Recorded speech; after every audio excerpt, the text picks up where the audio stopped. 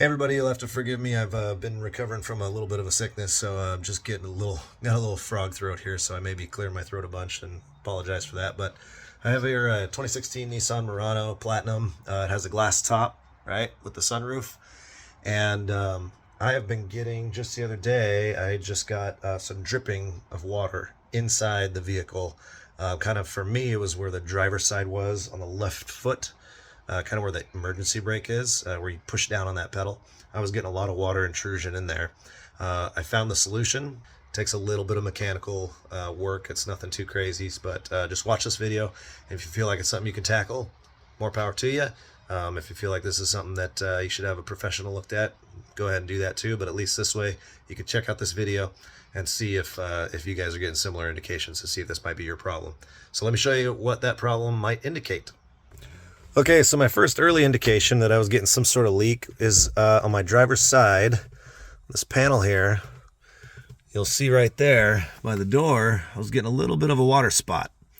So the first thing I was thinking when I saw that is, hey, maybe I just opened the door, had it open too long while it was raining, and so maybe a little water dribbled off the door and onto the inside of the upholstery. Makes sense, but I kept seeing it pop up over and over and over again. And just thought, okay, that's interesting. It keeps happening, so maybe I'll just keep it on my radar and see what else I can see. The second indication that I was getting, whenever I pop up my rooftop, I noticed that this air damper, or this air dam, started getting some wicked mold, like some mold and moss buildup. Third indication that I was getting was actually down, like I said, by the foot pedal. Okay, so I was down by the foot pedal, and way down here, I was getting water dripping all over my foot.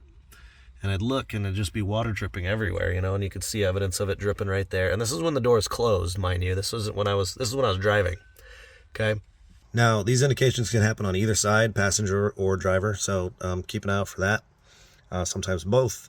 And I noticed that when I was turning was when I'd really get the leaking inside down below by the feet. I would get it leaking pretty heavily to the point to where, like, hey, my sock's wet. Like, that's how much water I'm getting in there. So if you're having that kind of issue, let me show you what's going on. I'll try to get a better angle here, and I'll explain what is actually happening. Then we can talk about how to fix it. So here we're looking at the top of the car with the sunroof open, okay?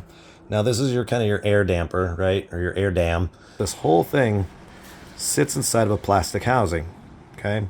And this plastic housing is more or less like a trough. Like if you think like an animal trough, like a feeding trough, it's basically a trough that collects water, because if the water starts coming in through these cracks, right, of this, like if the water gets between here and the edge of this by sunroof, what you're going to have is you're going to have water intrusion into the frame.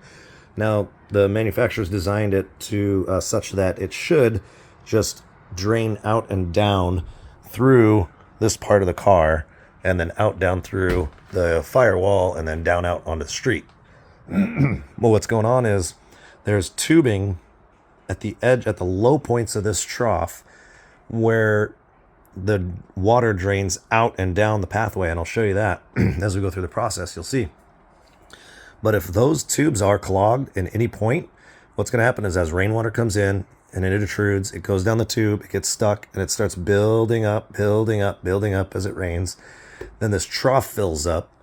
Then you get mold to generate because it's got just the right environment, right? It's wet, humid, dark, damp. But if this trough keeps soaking up, it's going to have to go somewhere, okay? So it's going to overflow. It's going to go out somewhere it's not supposed to go. If that happens, then that means that where else is the water going, right? So I was stuck my head up underneath the console here, and there's evidence of, little water droplets all over, and you're talking a couple electrical connectors, wire bundles, things that usually don't play well with water. So it's best to get that taken care of. So without further ado, let's go ahead to the next step and look at how to tear this thing apart. All right, as far as tools that you're going to need, a lot of basic stuff. There's a couple of interesting ones here that you can use, but you could try to find an alternative, and I'll try to provide an idea of an alternative as we're going through this. But paper towels, of course, in case you run into a bunch of water, you want to soak it up. You need a little duct tape. You're going to need some pliers. Right here I got some duckbill pliers. They help out pretty good for me. I have a couple of picks here. I have two picks. I have a straight pick and I kind of have a hook pick that comes in handy. You could also get on hand a little small flat bladed screwdriver. You'll need probably a socket wrench, and I have a socket. I have a 932 here, but I believe the actual one is a 7mm. So if you do not have metric, I was able to get by a 9/32 socket. You can use that with either, of course, the socket wrench or a drill with an adapter. Flashlight and or a headlamp. Some sort of plastic blade. This is to kind of help get the upholstery off if needed. You don't really need these, but they come in handy. I do have a metal version too from Aviation. And this would be helpful. It's not really necessary either, but it'd be helpful to kind of get in there and clean a little bit. All right, so first thing we're going to do is open up this car door. And we want to get access to kind of this whole area here, okay? We're trying to get access to the tube that runs down here, okay? So first thing we can do is we want to pull some of this molding off, all right? And now to do that, it's actually a lot simpler than it may sound. You literally just kind of pull it back. It's not glued on or anything. It's just kind of held on there by the fact that this has a lip and this has a channel for that lip, okay? That's all it is. So you pull it back. I like to kind of pull it back to about there. It's fine. We don't really need to go down into any of this trim removal. And probably take this back to that trim right there. Kind of let it hang.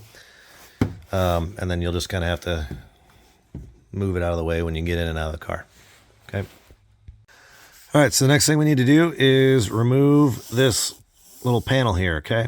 So you could use the knife that I told you, the little pry bar, a little plastic pry bar right in here, but I found that this has so much flex that it wasn't actually very effective anyways. So I just kind of reached around right here, tried to stick my fingers in there a bit, put my thumb here, and just kind of carefully pry until it comes off, okay?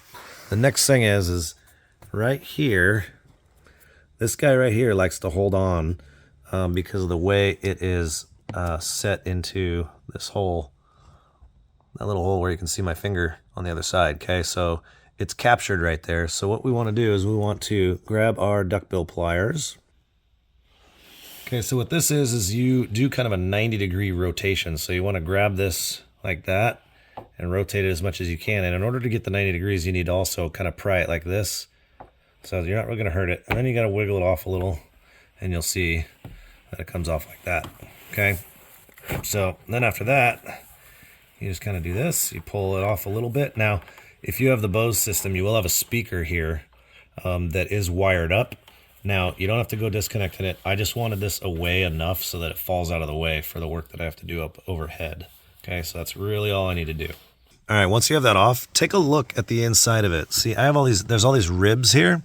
If you look close, if you have water intrusion, you're gonna see water inside it. Okay, so there's your ring. There we go. I got the lighting just right. So you can see all that water pooling in that area. So go ahead and just take some of that paper towel, soak that all up at this time, clean that up, dry it up.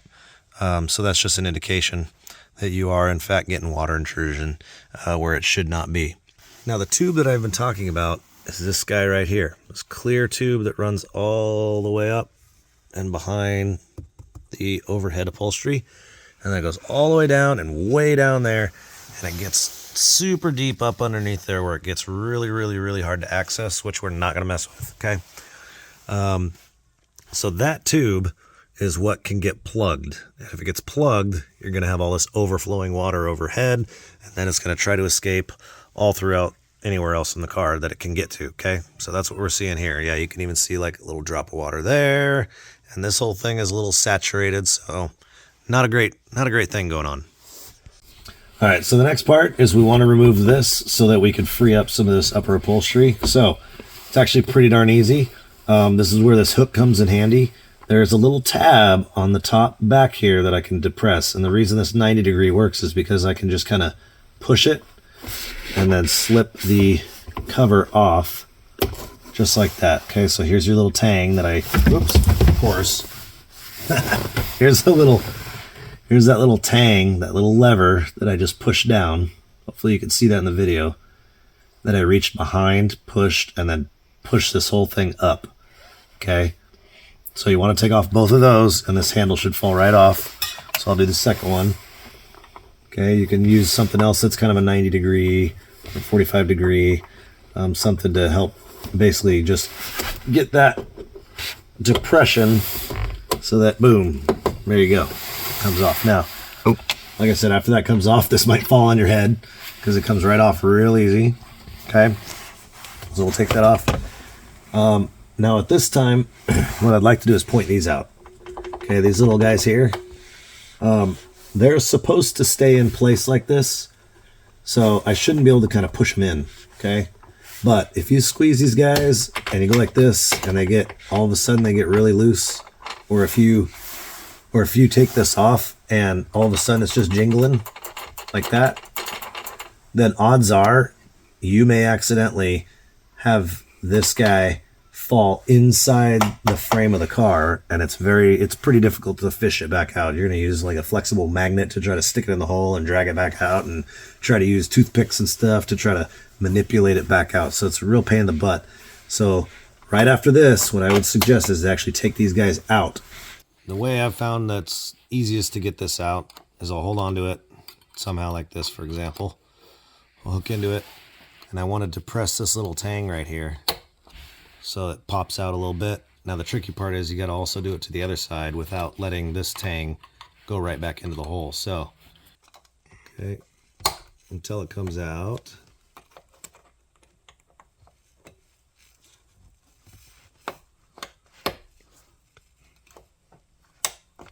There. Okay. Next step, I got to take this guy apart. Okay. So really easy, at least for this part. So swing this out of the way. This is a little quarter turn. So you try to grab it as best you can, quarter turn it, and then after that, you should be able to wiggle it right off. Okay, that's all that takes. Next, last thing we're going to take apart is this little cover here that's hiding two bolts. Okay. Oh, that worked actually really well. Okay, so I got two. Now I should just be able to push it up. There we go. So you got this little clip here, clip there, and then clip there. So what I did with success is I kind of got this one to pop off, and I was able to scoot it back to get it off. All right, so next up we got to take these two bolts out. Yeah, I'm gonna have the same problem I did on the other side actually. So this problem I got on the last one. Okay, so see how I'm spinning. The damn thing ain't coming out. Okay, that one came out. Look at that. Okay, that one came out. If you get a stubborn one that gets stuck, take the hook or take something, some other little metal object or whatnot, and try to put some leverage against this this guy here. Okay, try to give it some force as if you're trying to pull that screw out at the same time that you're trying to spin it out. Alright, so I switched over to the skin knife, or basically any kind of object like this, right? Any kind of pry bar type of deal. Try to get this guy out a little better.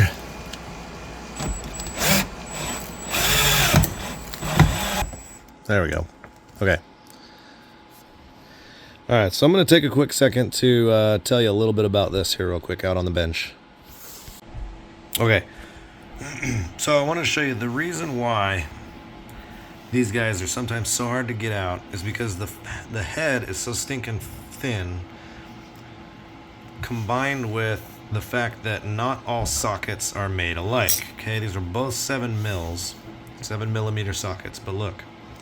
You see how deep the chamfer is right here on this guy? This is a little, really cheap run-of-the-mill 7mm socket. You see how that chamfer right there is so deep, it barely can get a bite on the head of that screw or bolt or whatever you want to call it. You can't really get a bite with this guy, so this thing's a pile of junk as far as I'm concerned. So get rid of that guy. This is a Husky brand. You'll see right here how shallow that chamfer is, so that means you're gonna get a bite on the head right here a lot sooner and you're basically going to get a lot more grip. Just something to consider when you're looking at your tool and you're going, hey, why isn't this thing working? It's not even spinning, it's not even gripping. This guy doesn't know what he's talking about. It's not even 7 mil. Well, it is. It's just that it could be you're using one of these guys that's really cheap and has a deep chamfer. All you're doing is rounding that very, very top edge, and then it just sits there and spins like nothing happens. Okay. The other thing to think about is if it did the same thing that mine did and had a problem actually coming out, it's probably hard to see it right here, but right here on these threads, these are pretty worn down in certain spots. So what happens is you're trying to spin it, and all it does is chew up the hole on the metal inside, and then it just sits there and spins in that chewed up hole, and it doesn't actually draw itself out. Okay, so that's why I had to put some pressure against the back of the head so that as I'm spinning it, I could pull it out like that and provide some outward pulling force so that it can bite into the next set of threads and then actually push itself out or pull itself out. So something to think about. A little bit of a pro tip there. All right, once you have those 2 screws out, bolts out, whatever, you basically just kind of pop it right out, and you'll probably have some wiring if you have a lighting source in your vanity mirror. So you want to be a little careful with that. You should be able to just sneak it out pretty easily. I'll try to do this with one hand here. And you just got the little lever there. Should just disconnect like that. Set that aside. All right, next step is to get the upholstery overhead a little bit loose. And so the rest of it's just kind of held by Velcro in, a couple of spots, like somewhere around here, and then again over here, and then again a little further back. So you just want to be careful. You don't want to bend it so much that it makes like a giant, that it makes a giant crease or anything, but you just want to kind of pull it down carefully, and you should hear it and feel it. Hear that Velcro? Should be able to stick your hand in there a little. Oh, heard that. Maybe one a little further back. There you go. And now it's a little more free, okay? Now I do have a little tape here that's being held up by this wiring, so I'm gonna actually peel that off a little bit so the wiring can come free. Your particular wiring in your car may be a little different, but I, for one, can tell that that's preventing this from falling a little bit further than I want. Or, I mean, I need it to go a little further down. There is the tube. And here is kind of the bottom of that trough I was telling you about. So as you can see, it's already been trickling on this side too, over itself. And now it's trying to find any point of exit, so you can see water droplets all over the place in here. Excuse me, in here. So what we're gonna do is we're gonna take that tube off, and then we're going to, let me see if I can get that brighter. Hopefully you guys can see that okay. I'm going to wiggle that off. It's going to be a little bit of a pain. Okay, I have a really important tip that we need to go over before we actually try to remove that tube. Use a hair dryer on a low setting, so nice and low heat. Stick your hair dryer in there. Try to warm up that area because it'll soften up that plastic. It'll expand the plastic a little bit, and it'll make it easier to come off of that drainage, the end of that drainage tube, the plastic side. If you don't do that, it's a lot harder to come off. It does come off, but you need to pull kind of straight off and just barely wiggle in at the same time. If you put too much wiggle on the end of that plastic drainage tube, then it can possibly snap off. It's not the end of the world if it does break off. It just means you got to run out, go buy some epoxy adhesive, mix all that up, try to hold it there awkwardly while you're waiting for that epoxy to cure, then put an overcoat of epoxy on there too. And it's just a real hassle, a real pain. So I highly advise to follow those tips. Okay, so I needed to use 2 hands to get that off, but I got it out, and now I brought it out here. Now, if you're really truly clogged and there's still water in it, it may get a little messy when you do that. So as soon as you get it off, try to tip it up, pull it out, and then get some sort of Tupperware or something, and then you may end up having that as the issue. If that happens, you're definitely clogged tube. Okay. So once I get that out enough so that I know that it's not going to dribble all over the place, I forgot to mention the last thing you'll need is a shop vacuum. Okay, and I'll show you what we're going to do with that. Instead of trying to force more air through it to try to unclog it, odds are you're probably just going to smash all the debris in there anyways. So what I'm going to do is I'm going to kind of take a shop vac hose, duct tape it to this guy, and try to suck anything that's in there out of it. Okay, take some duct tape. So I'm trying to get that airtight seal, right? Or at least really close to an airtight seal. So I'm gonna wrap the end of this hose, stick this guy into the vacuum hose, just kind of clamp the heck out of it all around, just like that. And now I have a pretty good vacuum seal. And then kick on that vacuum. Now, what I like to do, just to see if I actually got any debris out, is, let me grab this guy, okay? I'll actually backlight this tube, okay? It's supposed to be clear. Now, as soon as I hit on, if there is debris, you'll see the chunks fly right through. You probably feel it and hear it too, but... Oh. Did you catch that? Yeah, I probably didn't catch that. Yeah. I don't know if the camera picked up on it, but there was definitely a ton of garbage in there because I felt it really chunky and the whole thing shook and kind of went into the vacuum. So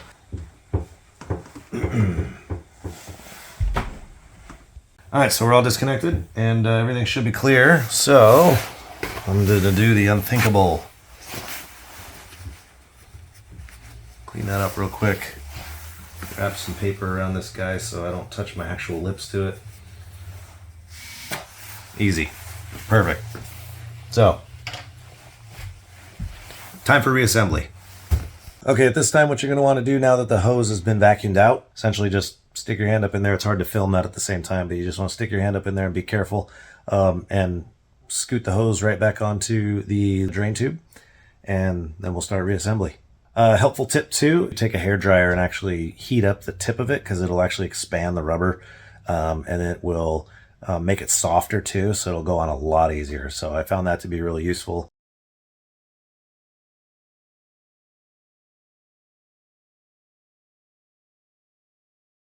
All right, so now we're going to go ahead and start reassembly now that we've cleaned out that that tube. So first thing I want to do is I want to put this vanity back. Now you'll notice the wire is gone, so if the wire is gone, you may just have to stick your hand up there, find it, chase it. There it is. Yep. Make sure you hook this up, otherwise you'll have to take it all apart again. But this is for the light for your vanity, okay? So let's hook that up real quick. Only goes one way, so it should be pretty self-explanatory when you're in there. Tuck that away. There. You don't want to push the upholstery up. You'll want to push up all around you because you're going to have Velcro above you in various spots. So just kind of give it a little push so that it holds itself up a little better. Now when you put the vanity on, there's this tang right here. You'll want the structure to go kind of right in there. So it's you're gonna push it up there and then you're gonna slide it down and in. Okay, so you'll like that if you saw that movement. So like I said, so you go here, you put it up in the hole, slide it forward, and it should be kind of like holding it on, like holding on a little bit. But if you were to let go, this thing would probably fall in your lap. So the next thing is you want to get a screw. You want to get your screws, either your existing ones that are in still good condition or replacements that you may have found at the hardware store to match up. Tighten that up. Here's your second one. Right in that hole. Okay. Tighten it up a little more. Okay. And you want to be careful not to over torque them, otherwise you might strip it out. But yeah, it shouldn't take too much. Now next up is this part that kind of captures it, this hook here. Okay, so we're going to push this out of the way. And remember, it's a quarter turn, so all you got to do is line it up kind of 90 degrees to where it looks like it should go. Stick it in, give it a good twist, and you should feel a bit of a snap. All good. Test it. Make sure everything's good there. Great. Light works, so we know we got electricity hooked up correctly. Last thing to do is put this cover panel on, which I gotta find right here. This guy should be pretty quick. Should be just a snap-on. So you wanna bring it back this way. Kind of slide that centerpiece in a bit, so it slides into that groove, and then you're gonna snap the left and right. That's all that takes. vanity's done. Okay. Next part is our oh shit handle, as I call it. Right? I'm sure a lot of you guys know what I'm talking about. Okay, so we have that bracket that I was talking about. Hopefully the camera can pick that up well. Be in focus. Okay, so how these work is they go right over this. Okay, they go right over this part. And they just sit there like that. Okay, now you want to make sure that the little oval hole, there's also like a knob or a nodule or whatnot on the end of that. You'll want to make sure that that rests all the way inside it. Okay, do the same thing for the other side. Okay, now they don't really snap, they just kind of rest there.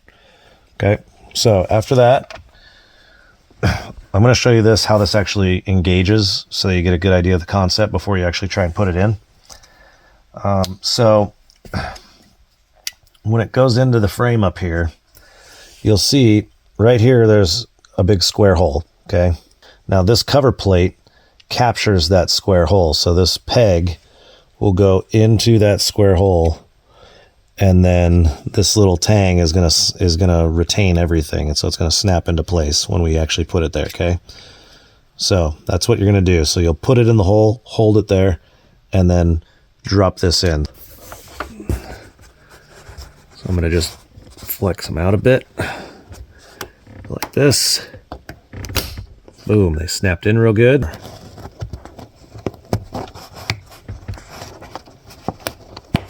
Perfect. Next one. Don't want to lose that clip. Goes here.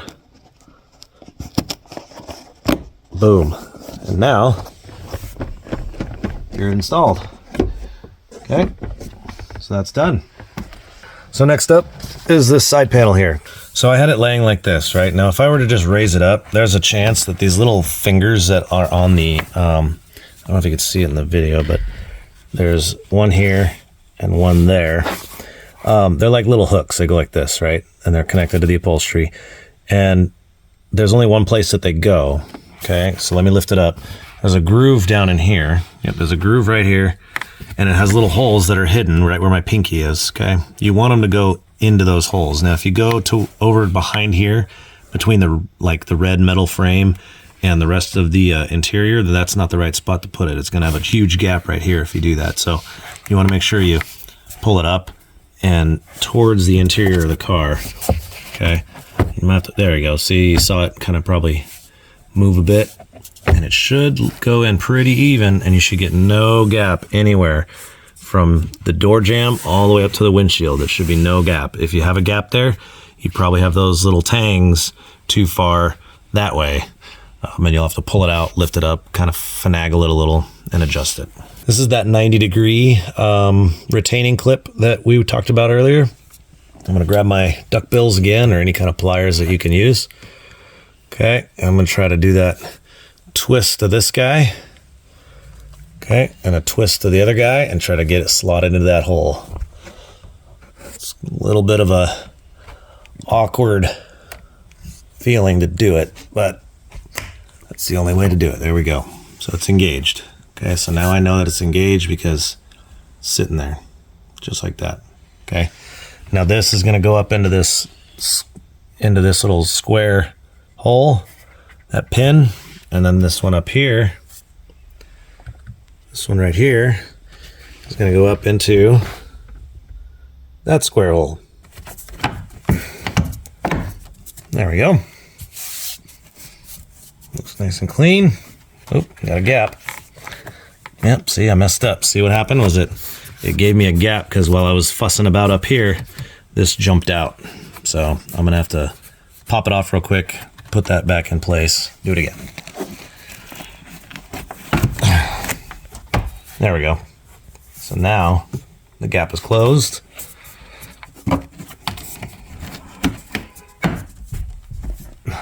There we go. Now, no more gap. Last thing we gotta do before cleanup is just put the seal back on. So the seal really just goes on really darn easy. You just smush it onto the frame, a couple inches at a time. All right, and then I go over it 2 or 3 times just to make sure it's seated. If it's bunching up, you might just have to kind of rub your hands up and down it to kind of distribute the rubber a little differently, a little better. But at the end, it should all sit nice and flat, nice and flush. There shouldn't be any bulges or any ripples or anything. If you get, here, let me grab the phone. If you get any of this going on, where you got some upholstery like that coming out, then you can either just try to tuck the upholstery with your finger, just lift it up a little bit, like that. Or, there we go. Or you can kind of peel it back and try again. That's it. All right, so the next thing I'm going to do is try to get rid of that nasty mold. Okay, so what I have here is just some paper towels and a solution of what would typically be maybe 10% white vinegar and 90% water by volume. But I always like to go a little overkill on vinegar, especially when it comes to mold and mildew and moss and stuff like that. So I'm probably more like 30% to 70% water. So all I'm going to do is I'm going to just coat this air dam here. Oops. I'm just going to coat that air dam. So I'm just going to drape some paper towels over it.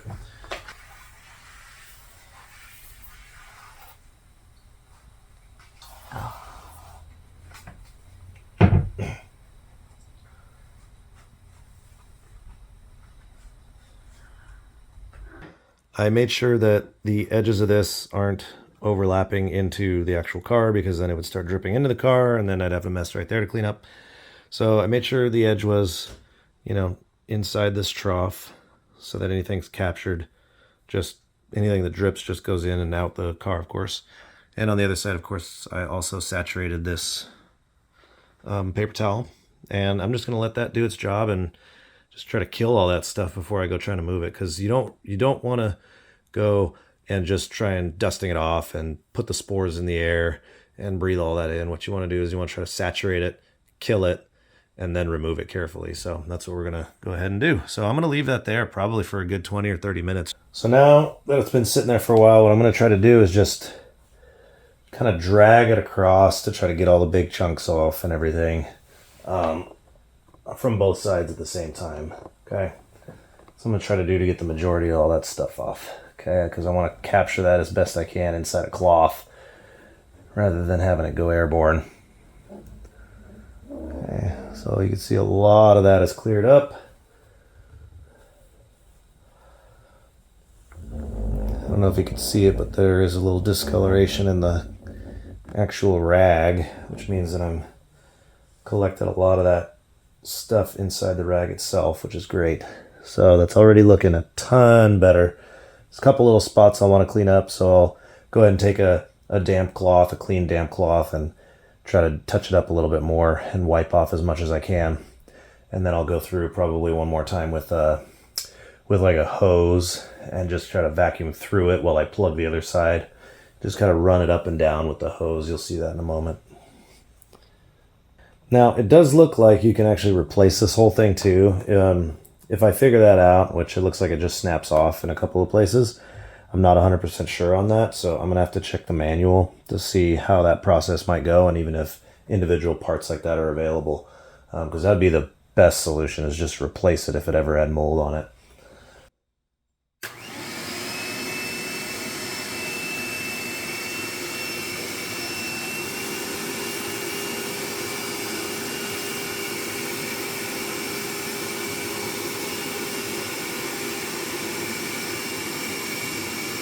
All right, that should be it. Hopefully you guys found this useful. If you appreciate the video, give it a like and a subscribe. Comment with any questions that you might have. I'm happy to answer whatever I can. And appreciate you guys' time, and see you next time.